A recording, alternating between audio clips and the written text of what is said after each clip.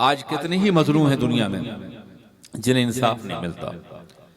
جن کی آواز کوئی سننے والا نہیں ہے، ان کی غربت کی بنیاد پر، ان کی بے کسی کی بنیاد پر، مجبوری کی بنیاد پر۔ ظالم جو ہے طاقتور ہے، دولت مند ہے، صاحب سرمایہ ہے، صاحب اثر و رسوخ ہے، وہ اپنے ظلم پہ پردہ ڈالتا ہے، اپنے ظلم کے سلسلے میں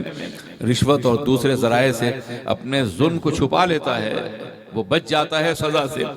اور مجرم ایک مظلوم جو ہے تڑپتا رہتا ہے، لوٹ لیا گیا ہے، تباہ کر دیا گیا ہے، اس پہ ظلم کیا گیا ہے، اس کی جائیداد چھین لی گئی ہے، اس کا حق مارا گیا ہے،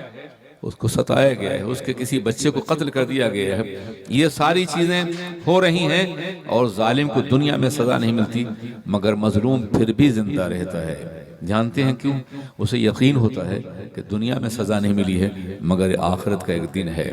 کل خدا کی بارگاہ میں اسے سزا ملے گا۔ آج اگر میں دنیا کی قوموں کا تجزیاتی مطالعہ کروں تو آپ یہ محسوس کریں گے کہ امریکہ ہو یا یورپ کی سرزمین ہو یا کوئی اور ملک ہو، جتنی خودکشی غیر مسلموں میں ہوتی ہے مسلمانوں میں نہیں ہوتی۔ امریکہ میں ہر نوجوان ٹین ایجر سے لے کر کے جوانی تک وہ ہر 14واں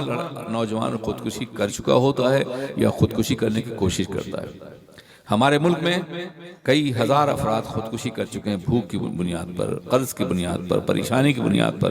مگر میرا یہ خیال ہے کہ مسلمانوں کا تناسب بہت کم رہا ہوگا۔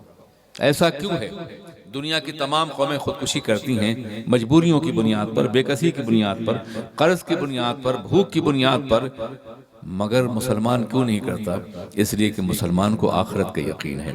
اسے معلوم ہے کہ یہاں اگر ستایا گیا ہوں تو وہاں ہم کو نعمتیں ملیں گی، یہاں ہم محروم ہیں تو وہاں ہم کو اللہ عزت عطا فرمائے گا، یہاں بے عزت کیے گئے ہیں تو وہاں عزت کا مقام عطا کیا گیا ہے۔ وہ ایمان کی بنیاد پر خودکشی نہیں کرتا، آخرت کا انتظار کرتا ہے اور اللہ کے فیصلے کا انتظار کرتا ہے۔